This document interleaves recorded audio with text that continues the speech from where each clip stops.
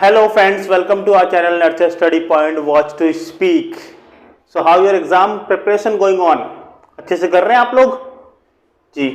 तो I'm back again with our new video जिसमें आपको एग्जाम की थोड़ी सी और हेल्प मिलेगी और एक और क्वेश्चन आज हम करेंगे और अच्छे से समझाऊंगा मैं आपको। और इसके बाद आपको कोई डाउट रह जाए तो आप कमेंट बॉक्स में कमेंट करके पूछ सकते हैं, बट डाउट रहेगा नहीं, इट्स माय प्रॉमिस। और आप अच्छे समझ जाएंगे और आने वाले एग्जाम में अच्छा स्कोर भी करेंगे, ठीक है। बट जो मैं टेक्निक बता रहा हूँ उसको अच्छे से ऑब्जर्व कीजिएगा, अच्छे से सीखिएगा और उसको 2-3 क्वेश्चन करके प्रैक्टिस कर लीजिएगा, ठीक है। चैनल पर नए हैं तो सब्सक्राइब कर लीजिएगा। बस हम स्टार्ट करते हैं अपना अगला क्वेश्चन। तो आज हम पढ़ने वाले हैं अनसीन पैसेज के बारे में। अनसीन पैसेज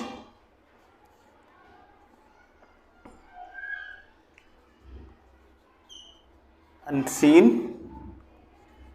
पैसेज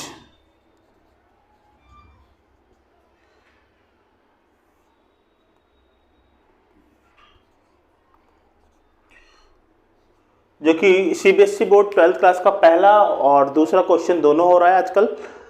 पहले नोट मेकिंग आती थी, बताया था मैंने, बट अब नोट मेकिंग नहीं आ रही है। दोनों क्वेश्चन अनसीन पैसेज के ही आ रहे हैं, तो आपको अच्छे स्कोर करने में मदद करेंगे। दोनों एक जैसे एक ही फॉर्मेट के क्वेश्चन है, ठीक है। तो ज़्यादा प्रॉब्लम नहीं होगी अगर आप इसको सीख लेंगे, so you can easily solve it, ठीक है। और हाँ, एक बात और बताऊंगा, एक बात और, कि ये सिर्फ 12th के लिए बेनिफिशियल नहीं होगा, 10th और 11th में भी अनसीन पैसेज आते हैं। बट क्या थोड़े से वर्ड्स ऑफ पैसेज कम हो जाते हैं। लाइक 12th में ये 400 से 500 वर्ड का हो सकता है, वो 11th में थोड़े से कम होंगे एंड 10th में उससे थोड़े से कम होंगे। बट होंगे तीनों क्लास में, 10th में, 11th में और 12th में, ठीक है। तो सबके लिए बेनिफिशियल होगा। So watch this, how to solve it. सबसे पहले समझ लेते हैं कि अनसीन पैसेज क्यों इसको नाम दिया गया है। आप अनसीन से आपको पता होगा, अनसीन मतलब अनदेखा, जो आपने कभी पहले देखा नहीं है, ऐसा पैसेज जो आपको पढ़ाया नहीं गया है, जो आपको किसी टेक्स्ट बुक्स में नहीं था। तो अनसीन पैसेज देने का मतलब क्या है? जब हमें पढ़ाया ही नहीं गया है तो वो देने का क्या मतलब है हमें, ठीक है।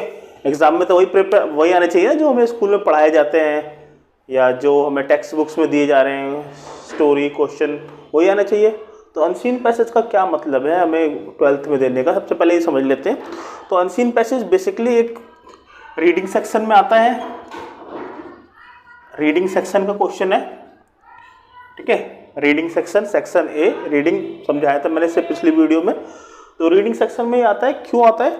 इससे क्या है कि एग्जामिनर आपकी रीडिंग और आपकी अंडरस्टैंडिंग एग्जामिन करता है कि आप कैसे टेक्स्ट को समझते हैं और कितना आप किसी भी नए टेक्स्ट को समझ के कितना आप ऑब्जर्व कर पाते हैं और कैसे उस पर रिएक्ट करते हैं, कैसे उस पर अपना आंसर देते हैं, ठीक है।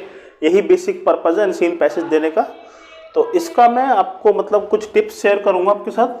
अगर आप वो टिप्स फॉलो करेंगे और उसको अच्छे से समझ लेंगे तो आप अनसीन पैसेज कैसा भी आ जाए आप आराम से सॉल्व कर लेंगे, ठीक है। तो टिप्स मैं आपको बताऊंगा कि कैसे करना है, ओके, ठीक है। Yeah, so here are some tips which is going to be very beneficial to answer this kind of unseen passage. तो नंबर 1 से शुरू करेंगे, tips to answer unseen passage. तो पहला है read the passage quickly and find out the subject matter. सबसे पहले आपको क्या करना है कि जो क्वेश्चन दिया हुआ है उसको अच्छे से पढ़ लेना है क्विकली, और उसका सब्जेक्ट मैटर क्या, किस बारे में है वो पैसेज, क्या उसका सब्जेक्ट है वो समझ लेना है, ठीक है।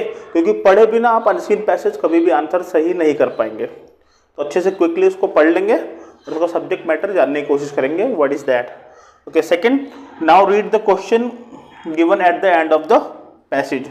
उसके बाद आप जो नीचे क्वेश्चन दिए हुए उसको पढ़ लीजिए एक बार, सारे क्वेश्चन को, सारे को पढ़ लीजिए, ठीक है। सारे पढ़ लेंगे then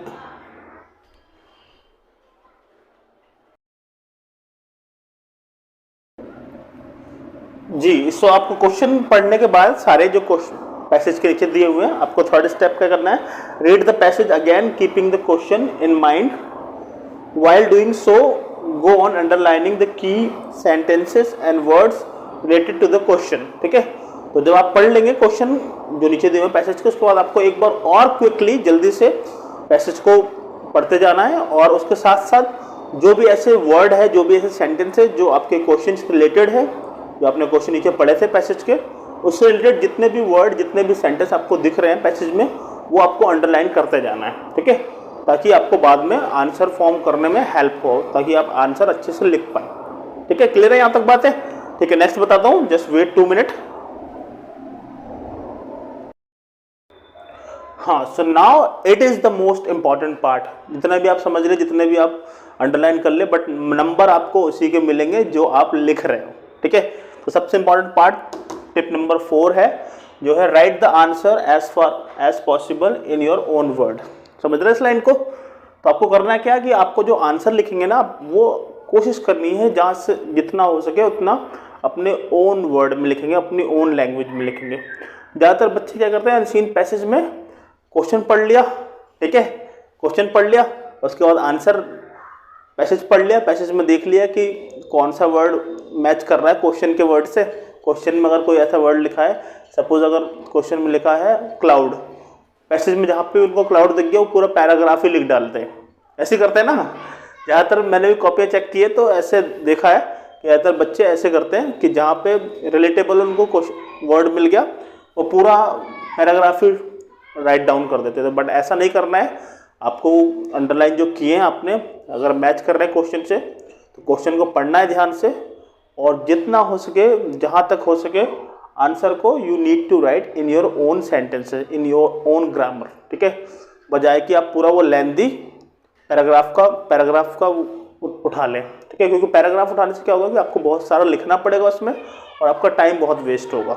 so always remember this tips, write the answer as far as possible in your own word. अपने वर्डों में लिखें। ज़्यादा मार्क्स स्कोर करने का और यूनिक मार्क्स स्कोर करने का सबसे अच्छा फॉर्मूला है। ठीक है, next, it is always advisable to use simple language and form short sentences. ठीक है, कोई हाईफाई इंग्लिश लिखने की जरूरत नहीं है उसमें। आपको पेपर में आप जो नॉर्मल जितनी ग्रामर आपको आती है उसके अकॉर्डिंग छोटे छोटे सेंटेंस फॉर्म करके आप आंसर दे सकते हैं। ठीक है, बेसिक आपको करना क्या है, बेसिक आपको पैरासेज समझ में आना चाहिए। पैसेज आपको समझ में आ गए तो आप छोटे छोटे सेंटेंस से आंसर कर सकते हैं इसलिए। ठीक है, last but not the least, answer must be written in the corresponding tense of the question. तो इसका मतलब क्या है, छोटा सा यही मतलब है कि जैसे जिस टेंस में आपको क्वेश्चन पूछा गया ना, जिस टेंस में क्वेश्चन है उसी टेंस में आप कोशिश कीजिए कि आंसर लिखें। वही सेम बात है जो ऊपर है कि नीचे है, वही सेम बात है। क्योंकि अगर आप उसमें से कॉपी करेंगे, उसमें से मगर पैसेज का पूरा पैराग्राफ का पूरा वो लाइन लिखेंगे तो कई बार ऐसा होता है कि कहीं और चली जाती है बातें, क्योंकि कई बार डिक्टो आंसर नहीं होता पैसेज में। तो आपको अपनी लैंग्वेज में लिखना है और कोशिश करना है कि जो टेंस में क्वेश्चन पूछा गया है, your answer also should be in the corresponding tense. ठीक है, जैसे विल का क्वेश्चन है कि what will writer want to do, what will writer want to ask in this passage. तो आप कौन सा बेस है, writer want to ask in the passage this thing. समझ रहे मेरी बात को? तो ये सबसे सिंपल और इजी तरीका है अनसीन पैसेज को टैकल करने का, अनसीन पैसेज में अच्छे मार्क्स करने का। ठीक है, तो ईजिली कर लेंगे आप। आई होप आपको समझ में आया होगा। अगर वीडियो अच्छी लगी तो इसको लाइक कर लीजिएगा और सब्सक्राइब भी कीजिएगा, और अपने जो ऐसे फ्रेंड हैं जो आपकी तरफ एग्ज़ाम की तैयारी कर रहे हैं उनको शेयर कीजिएगा ताकि उनको भी हेल्प हो सके। ठीक है, आज के लिए इतना ही है, दैट्स इट। और keep watching, keep learning, keep speaking, and most important, keep smiling. Bye bye, take care.